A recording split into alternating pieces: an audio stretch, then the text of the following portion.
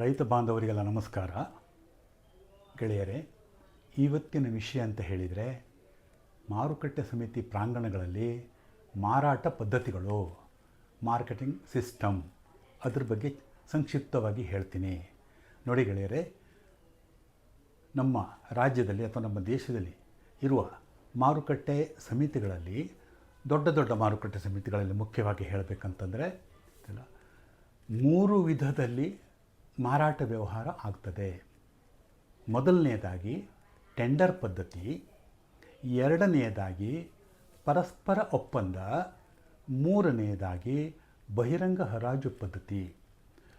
ಮೊದಲನೆಯದಾಗಿ ನಮ್ಮ ಟೆಂಡರ್ ಪದ್ಧತಿ ಏನಿದೆಯಲ್ಲ, ಇದು ದೊಡ್ಡ ದೊಡ್ಡ ಮಾರುಕಟ್ಟೆ ಪ್ರಾಂಗಣಗಳಲ್ಲಿ ಇವು ಜನಪ್ರಿಯವಾಗಿವೆ. ಟೆಂಡರ್ ಪದ್ಧತಿ ಅಂದರೆ ಏನಂತ ಹೇಳಿದರೆ, ಪ್ರತಿಯೊಂದು ಪ್ರಮುಖ ಉತ್ಪನ್ನಗಳಿಗೆ, ಫಾರ್ ಎಕ್ಸಾಂಪಲ್ ಶೇಂಗಾ ಇರ್ಬೋದು, ಅಕ್ಕಿ ಇರ್ಬೋದು, ರಾಗಿ ಇರ್ಬೋದು, ಬೇಳೆಕಾಳು ಇರ್ಬೋದು, ಇಂಥದಕ್ಕೆ ಒಂದೊಂದು ಕೊಮೋಡಿಟಿಗೆ ಒಂದೊಂದು ಟೆಂಡರ್ ಬಾಕ್ಸನ್ನು ಇಟ್ಟಿರ್ತಾರೆ. ಆ ಟೆಂಡರ್ ಬಾಕ್ಸ್ ಹೇಗಂದರೆ, ನಾವು ಎಲೆಕ್ಷನ್ ವೋಟ್ ಹಾಕ್ಲಿಕ್ಕೆ ಹೋಗ್ತೀವಲ್ಲ, ಅದೇ ಥರ ಇರುತ್ತೆ ಟೆಂಡರ್ ಬಾಕ್ಸು. ಇಲ್ಲಿ ಮಾರುಕಟ್ಟೆ ಪ್ರಾಂಗಣದಲ್ಲಿ ಬಹಳ ಮಂದಿ ರೈತರು ತಮ್ಮ ಉತ್ಪನ್ನಗಳನ್ನು ಮಾರಾಟ ಮಾಡಲಿಕ್ಕೆ ತಂದು ರಾಶಿ ಮಾಡ್ತಾರೆ. ಅದಕ್ಕೆ ಮಾರುಕಟ್ಟೆ ಸಮಿತಿಯವರು ಒಂದು ಲಾಟ್ ನಂಬರ್, ರಾಶಿ ನಂಬರ್ ಅಂತ ಕೊಡ್ತಾರೆ. ಈ ರೀತಿ ಕೊಟ್ಟ ಮೇಲೆ ಹರಾಜು ಪ್ರಕ್ರಿಯೆ ಶುರುವಾಗ್ತದೆ. ಆಮೇಲೆ ಟೆಂಡರ್ ಬಾಕ್ಸ್ನಲ್ಲಿ ಪ್ರತಿಯೊಂದು ಉತ್ಪನ್ನಕ್ಕೆ ಒಂದೊಂದು ಸಮಯವನ್ನು ನಿಗದಿಪಡ್ತಾರೆ. ಉದಾಹರಣೆಗೆ ಶೇಂಗಾ ಇರ್ಬೋದು, ಶೇಂಗಾ ಮಧ್ಯಾಹ್ನ 2 ಗಂಟೆಗೆ.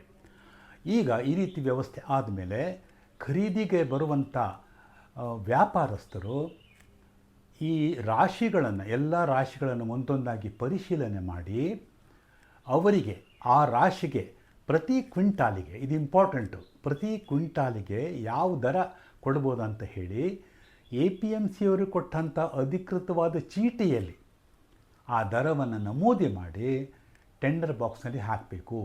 ಮತ್ತು ಅದಕ್ಕೆ ಅವರು ಸಹಿ ಮಾಡಿರಬೇಕು.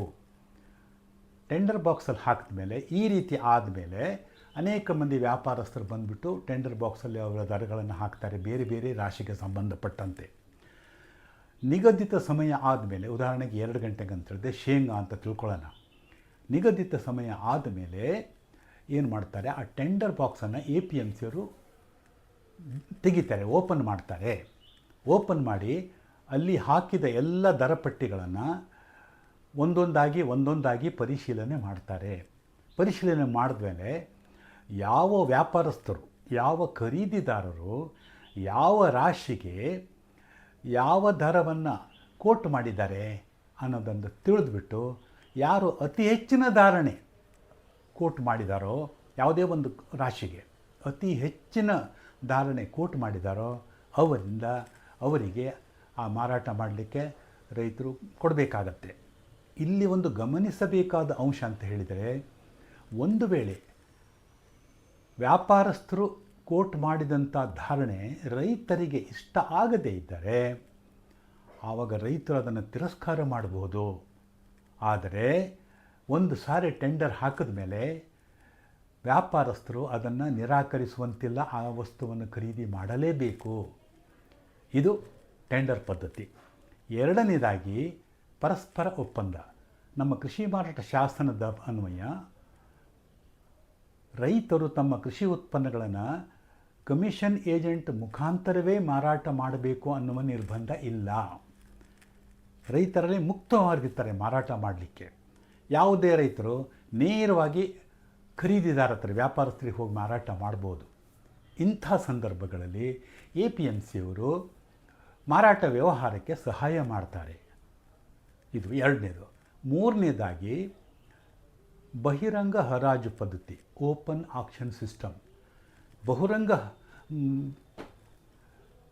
ಹರಾಜು ಪದ್ಧತಿ ಅಂತ ಹೇಳಿದರೆ, ಇದು ಮುಖ್ಯವಾಗಿ ಹಣ್ಣು ತರಕಾರಿಗಳಿಗೆ ರೈತರು ವಿವಿಧ ಹಣ್ಣು ತರಕಾರಿಗಳನ್ನು ಮಾರುಕಟ್ಟೆ ಪ್ರಾಂಗಣದಲ್ಲಿ ತಂದು ರಾಶಿ ಮಾಡ್ತಾರೆ. ಆ ರಾಶಿ ಮಾಡೋದಕ್ಕೆ ಈ ಸಮಿತಿಯವರು ರಾಶಿಗೆ ಲಾಟ್ ನಂಬರ್ ಅಂತ ಕೊಡ್ತಾರೆ, ರಾಶಿ ನಂಬರ್ ಅಂತ ಕೊಡ್ತಾರೆ.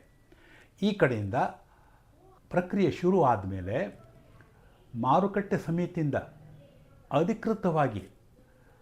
ಪರ್ಮಿಷನ್ ಪಡೆದಂತಹ, ಅನುಮತಿ ಪಡೆದಂತಹ ಆಕ್ಷನ್ದಾರರು, ಲೀಲಾವುದಾರರು ಒಂದೊಂದೇ ಇದನ್ನು ರಾಶಿಯನ್ನು ಲೀಲಾವ್ ಮಾಡ್ತಾ ಮಾಡ್ತಾ ಹೋಗ್ತಾರೆ.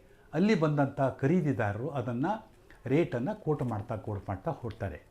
ಇದರಲ್ಲೂ ಕೂಡ ಯಾವ ಖರೀದಿದಾರ ಲೀಲಾವಿನಲ್ಲಿ ಹೆಚ್ಚಿನ ರೇಟ್ ಕೂಗ್ತಾರೋ ಅವರಿಗೆ ಆ ರೈತರು ಮಾರಾಟ ಮಾಡಬಹುದು. ಈ ಮೂರು ಪದ್ಧತಿಗಳಲ್ಲಿ, ಟೆಂಡರ್ ಪದ್ಧತಿ, ಪರಸ್ಪರ ಒಪ್ಪಂದ, ಬಹಿರಂಗ ಹರಾಜು ಪದ್ಧತಿಗಳಲ್ಲಿ ನನ್ನ ಅನುಭವದ ಪ್ರಕಾರ ಉತ್ತಮ ಯಾವುದಂತ ಹೇಳಿದರೆ ಟೆಂಡರ್ ಪದ್ಧತಿ. ಯಾಕಂತ ಹೇಳಿದರೆ ದೊಡ್ಡ ದೊಡ್ಡ ಮಾರುಕಟ್ಟೆ ಸಮಿತಿಗಳಲ್ಲಿ ನೂರಾರು ಮಂದಿ ವ್ಯಾಪಾರಸ್ಥರು ಇರ್ತಾರೆ. ಟೆಂಡರ್ ಪದ್ಧತಿ ಇದು ಸೀಕ್ರೆಟ್ ಪದ್ಧತಿ ಆದುದರಿಂದ ಯಾವ ಖರೀದಿದಾರ ಯಾವ ದರ ಹಾಕಿದ್ದಾನೆ ಅನ್ನೋದು ಬೇರೆಯವರಿಗೆ ಗೊತ್ತಾಗಲ್ಲ. ಆದ್ದರಿಂದ ರೈತರಿಗೆ ಸ್ಪರ್ಧಾತ್ಮಕ ಬೆಲೆ, ಹೆಚ್ಚಿನ ಬೆಲೆ ಸಿಗುತ್ತದೆ ಅನ್ನೋದು ನಂದ ಒಂದು ಅನಿಸಿಕೆ. ಆದ್ದರಿಂದ ಈ ಮೂರು ಪದ್ಧತಿಗಳಲ್ಲಿ ಟೆಂಡರ್ ಪದ್ಧತಿಯೇ ಉತ್ತಮ. ರೈತ ಬಾಂಧವರು ಇದನ್ನೆಲ್ಲ ಗಮನಿಸಿ. ಧನ್ಯವಾದಗಳು. ಮುಂದಿನ ಸಂಚಿಕೆಯಲ್ಲಿ ಭೇಟಿಯಾಗೋಣ.